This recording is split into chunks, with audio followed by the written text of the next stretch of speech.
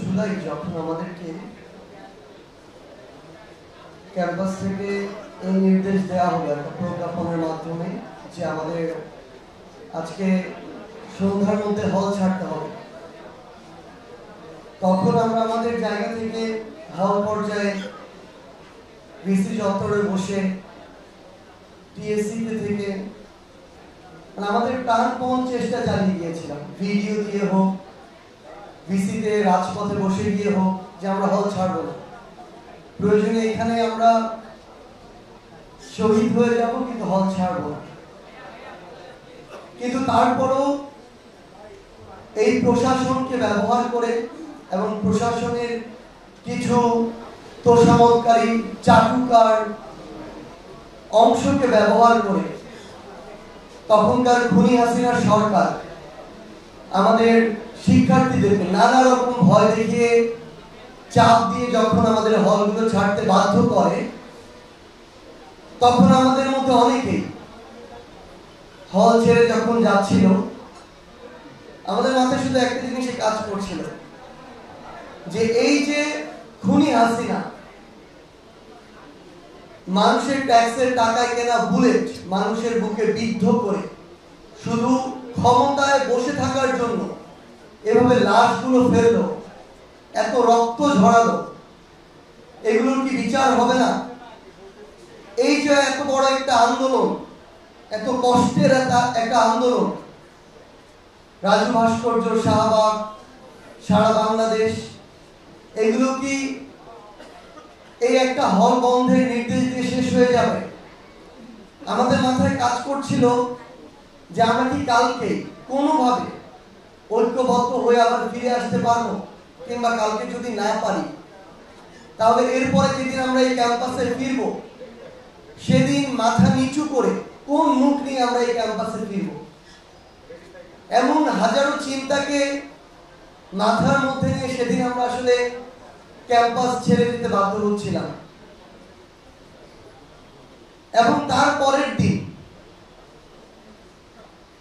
যখন অনেকটা অপ্রত্যাশিত ভাবে, কারণ এটা আমাদের কল্পনাতেও ছিল না, তারপরের দিন যেভাবে আমাদের প্রাইভেট বিশ্ববিদ্যালয়ের ভাই বোনেরা, মানে আমার কাছে মনে হয় যে এমন একটা ছাত্রছাত্রীদের যৌক্তিক একটা আন্দোলন, কোটা সংস্কার আন্দোলন, এরপর অভ্যুত্থানের রূপ নিয়েছে এমন প্রেক্ষাপটই পৃথিবীর ইতিহাসে খুবই কম। এবং তার মধ্যে এভাবে আবার নতুন করে দ্বিতীয় ধাপে গিয়ে ফাইট ব্যাক করার যে ইতিহাস, এই ইতিহাস পৃথিবীর এমন যে কোনো গণঅভ্যুত্থানের ইতিহাসে বিরল। তো আমার প্রাইভেট বিশ্ববিদ্যালয়ের ভাই বোনেরা, আমার কাছে মনে হয় এই অভ্যুত্থানের 3টা অধ্যায় ছিল।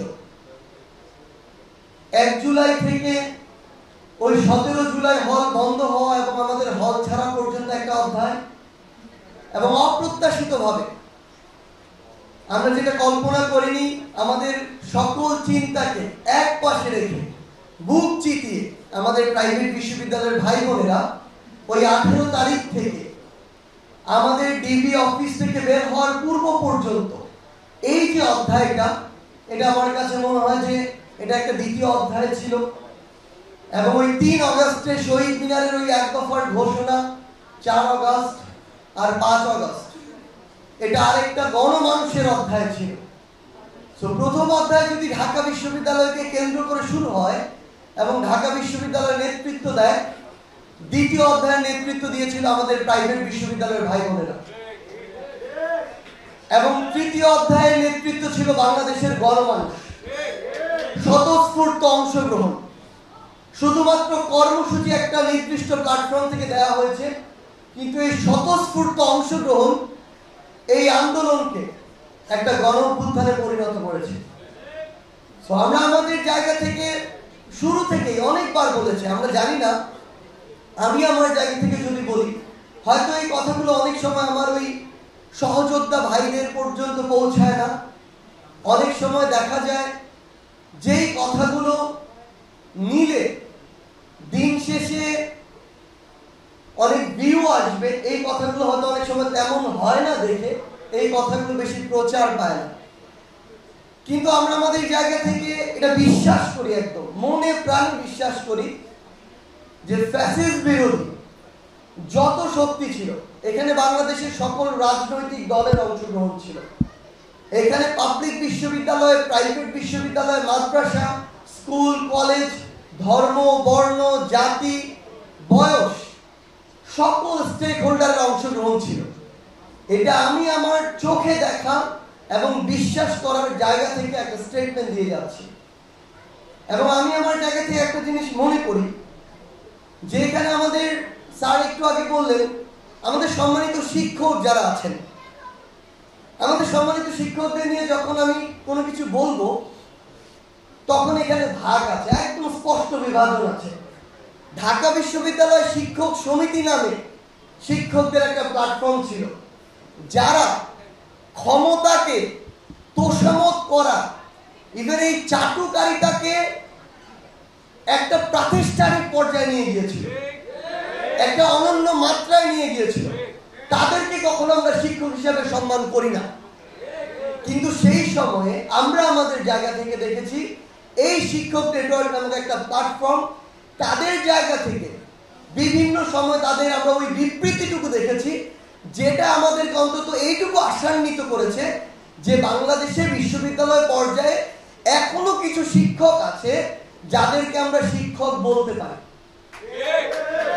আমার স্পষ্ট মনে আছে, আমাকে এবং হাসনাতকে যখন দ্বিতীয় দিন ডিবি অফিসের একটা টিম একটা কালো গ্লাসের গাড়িতে করে ডিবি অফিসে নিয়ে যাচ্ছিলেন, ওই গেট দিয়ে যখন আমাদেরকে নিচ্ছিলেন, তখন সেখানে গেটের ঠিক সামনে তানজিম স্যার, আমাদের সামিরা লুৎফা ম্যাম, গীতিয়ারা নাসরিন ম্যাম সহ আরো বেশ কয়েকজন স্যার তারা সেখানে দাঁড়িয়ে আছেন, কথা বলছেন। মানে এক প্রকার ওইখানকার কয়েকজন অফিসারের সাথে কিছুটা মানে কথা বাকবিতণ্ডার পর্যায়ে এই লেভেলের কথা কাটাকাটি হচ্ছে। কিন্তু আমরা ক্লাসে হয়তো ঠকঠক করছিলাম, আমাদের শব্দ তো বাইরে পর্যন্ত যাচ্ছিল না। কিন্তু সত্যি এটাই যে তাদের সেখানে ওই উপস্থিতি ডিবি অফিসের ভিতরে আমাদের নিয়ে যাওয়ার পূর্বে আমাদের ভিতরে যে একটা ভীতি ছিল সেটাকে অনেকটা কাটিয়ে দিয়েছিল। তো আমরা আমাদের জায়গা থেকে তাদেরকে আরো কৃতজ্ঞতা জানাতে চাই, যখন আমাদের সহযোদ্ধাদেরকে শুধু একটা যৌক্তিক দাবির জন্য পুলিশের পোশাক পরে কিছু পুলিশের সো-কল্ড মানে আইন শৃঙ্খলা রক্ষাকারী বাহিনীর সদস্য বিভিন্ন থানায় নিয়ে যাচ্ছিল, শাহবাগ থানায় নিয়ে গিয়েছিল, তখন তারা গলা ফাটিয়ে ওই শাহবাগ থানার সামনে দাঁড়িয়ে চিৎকার করে তাদের শিক্ষার্থীদেরকে থানা থেকে নিয়ে এসেছিল। তো আমরা আমাদের জায়গা থেকে শুধু একটা কথাই বলি, কথাগুলো হয়তো ধীরে ধীরে সময়ের প্রয়োজনে আসবে, কিন্তু যেটা সত্য সেটাকে অস্বীকার করার কোনো সুযোগ নেই।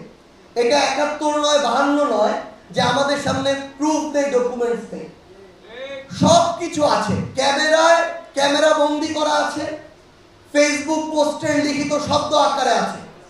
আমি আমার প্রাইভেটের যোদ্ধাদের একটা অনুরোধ করব, এটা সত্যি, এটা আমাদের সীমাবদ্ধতা যে আপনাদের স্ট্রাগল গুলো আমাদের যেভাবে রিপ্রেজেন্ট করা উচিত ছিল আমরা এটা করতে পারিনি। আজকে এখানে আমি আমার জায়গা থেকে আপনাদের কাছে উন্মুক্ত এই মঞ্চে আপনাদের জন্য, আপনাদের কাছে আমার পক্ষ থেকে, আমাদের পক্ষ থেকে এটার জন্য ক্ষমা চাই। কিন্তু সত্যি কথা এটাই যে প্রত্যেকটা মানুষের স্ট্রাগল ভিন্ন। আমার সাথে অনেক সময় নাহিদ ইসলাম ছিল, হাসনাত আব্দুল্লাহ ছিল, কিন্তু আমরা যদি আমাদের জায়গা থেকে আমাদের গল্পগুলো লিখি, হয়তো একজনের সাথে আরেকজনের দেখা যাবে অর্ধেকই মিলছে না, কারণ আমরা প্রত্যেকটা রাত একসাথে কাটাইনি। আমাদের ভিতরের ভীতি, আমাদের পরিবারকে দেওয়া থ্রেটগুলো, আমাকে ডিজিএফআই তুলে নিয়ে যাওয়া, আমাকে কিভাবে টেনে হিস্ট্রে পদ্মায় নিয়ে যাওয়া হলো, এই গল্পগুলো কিন্তু অনেকের সাথেই মিলবে না। সো আপনারা এই বাড্ডায় কি ফেস করেছেন, রামপুরায় কি ফেস করেছেন, যাত্রাবাড়িতে কি ফেস করেছে, বিএনএস উত্তরায় কি ফেস করেছে, একটা উত্তরার ওই সেক্টরের গলিতে কি ফেস করেছে, সেই স্ট্রাগলটা আমি জানি না। আমি আপনাদেরকে অনুরোধ করছি, আপনারা আপনাদের জায়গা থেকে, আমি এটা বিশ্বাস করি আমার এই প্রাইভেট বিশ্ববিদ্যালয়ে যে ভাই বোনরা রয়েছে, অন্তত কমিউনিকেশনের জায়গায়, বিভিন্ন প্রযুক্তিগত স্কিলের জায়গায় তারা আমাদের চেয়ে বেশি এই জায়গায় এগিয়ে। আপনারা আপনাদের এই গল্পগুলো তুলে ধরুন। আজকের এই ভিডিও আমার কাছে মনে হচ্ছে অনেক সীমাবদ্ধতা আছে, কিন্তু হয়তো তাদের কাছে এর চেয়ে বেশি রিসোর্স নেই। আপনাদের কাছে যে রিসোর্সগুলো আছে এগুলো ইতিহাসের অংশ। এগুলোকে একত্রিত করে ডকুমেন্টারি করে সামনে নিয়ে আসুন। আমার মনে আছে ব্র্যাকের সামনে যখন ওই পুলিশরা তাদের জায়গা থেকে নির্বিচারে গুলি চালাচ্ছিল, প্রথম ধাপে যখন ব্র্যাকের আমার ভাই বোনেরা পিছনের দিকে গেট পর্যন্ত পিছালো এবং তারপরে নতুন আরেকবার ওই গেট থেকে সামনের দিকে অগ্রসর হলো, তখন কিন্তু ওই পুলিশ সহ আইন শৃঙ্খলা রক্ষাকারী বাহিনীর সদস্যরা পিছু হটতে বাধ্য হয়েছিল। সেই ভিডিওটা এখনো আমার টাইমলাইনে শেয়ার করা। হয়তো প্রত্যেকটা প্রাইভেট বিশ্ববিদ্যালয় কিংবা ঢাকার বিভিন্ন জায়গায় এমন অসংখ্য ঘটনা আছে যেটা আমার নজরে পড়েনি, কিন্তু এই ঘটনাগুলো বাংলাদেশের সামনে, পুরো পৃথিবীর সামনে আমাদের নিয়ে আসতে হবে। কারণ এগুলো বাঁচিয়ে যদি আমরা না রাখতে পারি, তাহলে এগুলোকে কোনো না কোনোভাবে হয়তো এক দশকের মধ্যে মুছে ফেলে ওই খুনিরা আবার ক্ষমতার দিকে চোখ রাখাবে। আমি আমার জায়গা থেকে আপনাদেরকে অনুরোধ করি, আপনাদের অনেকের লিখার হাত ভালো, আপনি বই লিখুন, আপনি সোশ্যাল মিডিয়ায় লিখুন, আপনাদের অনেকের হয়তো আইটি স্কিল ভালো, আপনি একটা ডকুমেন্টারি তৈরি করুন। আপনার কাছে হয়তো আপনার গ্যালারিতে আপনার বন্ধুরা, আপনার সহযোদ্ধা এমন অনেক ছবি আছে যেই ছবিটা এখনো ইতিহাসকে নতুন করে রিপ্রেজেন্ট করতে পারে, যে ছবিটা খুনি হাসিনার যে খুনের যে মাত্রা, সেই মাত্রাটাকে 10 গুণ বাড়িয়ে দিতে পারে। এই অত্যাচারগুলো, নির্যাতনগুলো, নৃশংসতাগুলো আপনাদেরকে অনুরোধ করি আপনারা পৃথিবীর সামনে নিয়ে আসুন। আমরা আমাদের জায়গা থেকে আপনাদেরকে শুধু একটাই অনুরোধ করতে পারি, এই 6 মাসে 7 মাসে আমাদের যা যা করা উচিত ছিল, এমন অনেক কিছুই করা উচিত ছিল যেটা আমরা করতে পারিনি। কিন্তু এটাও সত্য যে এমন প্রেক্ষাপট বিভিন্নভাবে তৈরি করা হয়েছে যেগুলোর জন্য আমরা করতে পারিনি। কিংবা আমরা এই যে অভিজ্ঞতাগুলোর ভিতর দিয়ে গিয়েছি, এখানে আমার যারা সহযোদ্ধা আছেন, আমরা সবাই জীবনের প্রথম এই অভিজ্ঞতার ভিতর দিয়ে গিয়েছি। আমরা জানি না যে আমরা এই ঘটনাটার জন্য আমার পরবর্তী স্টেপ কি হওয়া প্রয়োজন। আমরা হয়তো অনেকের কাছে পরামর্শ নিতে যাই, তারাও জানেন এখানে কি করা প্রয়োজন। সো এই জায়গায় আমাদের বেশিরভাগ ক্ষেত্রে যেটা হয়েছে, হয়তো অনেক কিছু যেটা করেছি সেটা আমাদের করা ওই জায়গায় ওই মুহূর্তে হয়তো ঠিক ছিল না, অনেক কিছু হয়তো ঠিক হয়ে গিয়েছে। কিন্তু সত্যি কথা এটাই যে আমাদের যে চেষ্টা, আন্তরিকতা, চাওয়া, এই জায়গায় কখনো আমরা বিন্দু মাত্র অসততা আমরা ঢুকতে দেইনি। ভাই আপনাদের কাছে একদম খোলা মনে শুধু একটা কথা বলতে চাই, আমি বিশ্বাস করি এখানে আমাদের সকল সহযোদ্ধারা আছে এবং আমাদের সবার আলাদা একটা সংগ্রাম আছে, লড়াই আছে। এই অভ্যুত্থানে ওই নেতৃত্বে কিংবা সামনের সারিতে কিংবা সমন্বয়কের ভূমিকা আপনারা যাদেরকে চিনতেন, যারাই ছিল, যে কোনো সিচুয়েশনে আমাদের এমন অনেক গল্প আছে যেগুলো এখন আপনাদের সামনে শেয়ার করার আমরা সুযোগ পাইনি। এটাই সত্য। স্যার যেমন আজকে নতুন অনেক কিছু বললেন, হয়তো সামনে আরো নতুন অনেক কিছু আসবে যেগুলো সময় সুযোগ হয়ে ওঠেনি। কিন্তু এই সামনের মানুষগুলোর ভিতরে যদি কোনো অসৎ উদ্দেশ্য বিন্দু মাত্র থাকতো, ওই জুলাই এবং অগাস্টের সিচুয়েশনটাই এমন ছিল, 2-4 জনের মধ্যে অসৎ উদ্দেশ্য চেপে বসলে এই আন্দোলন অন্যদিকে মন নিতে পারত। সো এই মানুষগুলো এখনো তাদের অন্তর থেকে, মন থেকে এই বিষয়টাকে ফিল করে, ওন করে। কিন্তু সামগ্রিকভাবে যে সহযোগিতা, আমার অনেক প্রাইভেটের এখানে ভাই বোনেরা আছে যারা মনে করে যে তারা আমাদের সাথে কমিউনিকেশন করতে পারছে না, আবার আমরা আমাদের জায়গা থেকে মনে করি আমরা কিভাবে তাদের সাথে কমিউনিকেশন করব। সো এই যে আমাদের ল্যাগগুলো, এগুলো আমাদের এখন কাটিয়ে ওঠাটা খুব বেশি গুরুত্বপূর্ণ। আমাদের সমস্যাটা যেটা হয়ে গিয়েছে, অনাকাঙ্ক্ষিতভাবে, অপ্রত্যাশিতভাবে এমন একটা জায়গায় 36 দিনের ব্যবধানে আমরা এসে পড়েছি, হয়তো আমাদের পুরো জীবন দশায় আমরা এত বড় দায়িত্ব পাবো বলে কখনো চিন্তা করিনি। সো আমরা আপনাদেরকে অনুরোধ করব, সহযোদ্ধা হিসেবে আমাদের সীমাবদ্ধতার গুলো আপনারা দয়া করে ক্ষমা সুন্দর দৃষ্টিতে দেখবেন। কিন্তু এখন সময় হচ্ছে যাদের আমরা একদম স্পষ্ট করে বলি, ভাই লড়াইয়ের 3টা ধাপ যেমন আমার মনে হয়েছে ওই অভ্যুত্থান পুরোটা আবার লড়াইয়ের একটা ধাপ।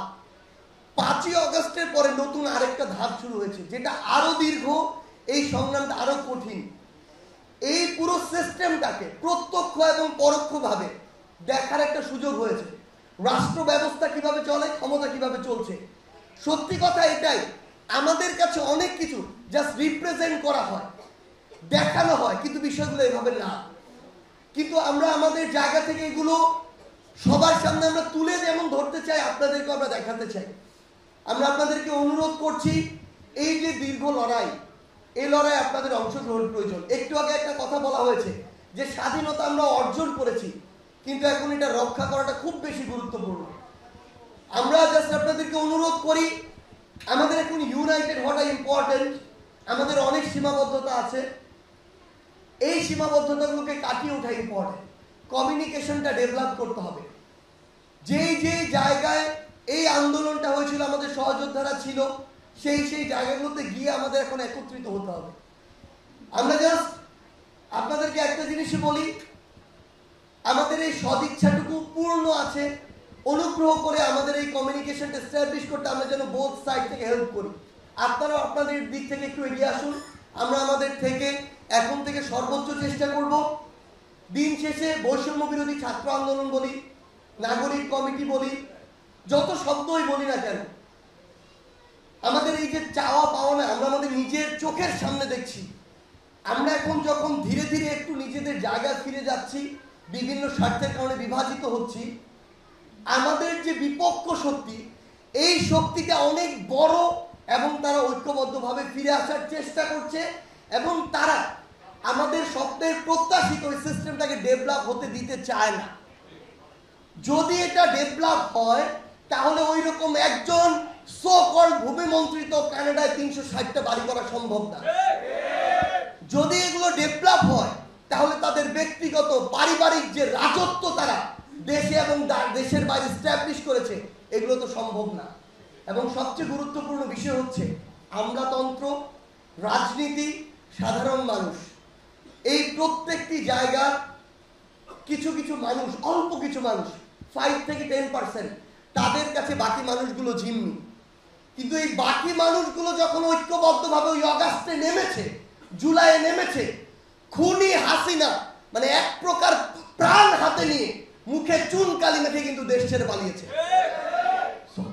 এখন সময় হচ্ছে এই দ্বিতীয় ধাপে আমাদের এই লড়াইটাতে মান অভিমান, ছোটখাটো বিভাজন, স্বার্থকে একপাশে রেখে হয় রাজনীতির জায়গাটাতে সক্রিয়ভাবে সদিচ্ছা নিয়ে ইন্টিগ্রিটি, ডিগনিটি, সততা, ন্যায় এগুলোকে নিয়ে অংশগ্রহণ করা, অথবা রাজনৈতিকভাবে সচেতন হয়ে ওঠা। আমরা যেন দয়া করে কোনো অন্যায়কে প্রশ্রয় না দেই। এই অন্যায় যদি সার্জিস করে আপনি তার বিপক্ষে কথা বলবেন, এই অন্যায় যদি বিএনপির কোনো বড় লিডার করে তার বিপক্ষে কথা বলতে হবে। যে অন্যায় করবে সে অন্যায়কারী, ওই পরিচয় তার বিরুদ্ধে কথা বলতে হবে। আপনি যদি এই কথা বলা বন্ধ করে দেন, আজকে না হোক, খুনি হাসিনা তৈরি হয়েছিল 16 বছরে, এরপরে 5 বছরেই তৈরি হয়ে যাবে। এই সুযোগটা দেওয়া যাবে না। আর একটা জিনিস মনে রাখবেন, এই যে ইয়াং জেনারেশন, এটাকে এখন সবাই ভয় পায়। বিভিন্ন ঘটনায় বিভিন্ন রকম দল, ব্যক্তি প্রথমে বিভিন্ন রকম মতামত দেয়, যখন দেখে হালে পানি পাচ্ছে না, তরুণ প্রজন্ম দাঁড়িয়ে গিয়েছে প্রতিবাদের ভাষা নিয়ে, তখন আবার তারা সোজা সোজা কথা বলা শুরু করে। ফ্যাক্ট হচ্ছে আমরা আমাদের ন্যায় নীতির উপরে কতটা দাঁড়িয়ে থাকতে পারি। যে দেশ এবং দেশের মানুষের স্বার্থকে দল, ব্যক্তি, গোষ্ঠী এসব স্বার্থের আগে প্রাধান্য দিতে পারবে, তাকে সমর্থন দিবেন, যে পারবে না তাকে বর্জন করবেন। আমরা বিশ্বাস করি আমাদের এই ঐক্যবদ্ধ যাত্রা আগামীর বাংলাদেশ প্রতিষ্ঠা, দীর্ঘ সময়ের যে লড়াই, এই যাত্রা, এই লড়াই আমরা ঐক্যবদ্ধভাবে একসাথে চলতে পারবো। 5ই অগাস্টে খুনি হাসিনা দেশ ছেড়ে পালিয়ে যাওয়ার সময়, ওই মুহূর্তে রাজপথে থেকে শরীর যখন বারবার শিউরে উঠছিল, তখন এই বাংলাদেশকে নিয়ে যে স্বপ্নগুলো দেখছিলাম, আমাদের সেই স্বপ্নগুলো জীবনের বিনিময়ে হোক, রক্তের বিনিময়ে হোক, অবশ্যই বাস্তবায়ন করতে হবে। সেই বাস্তবায়নের পথে আপনাদের সাথে আবারও দেখা হবে, হয় রাজপথের সংগ্রামে অথবা বিজয়ে। ধন্যবাদ।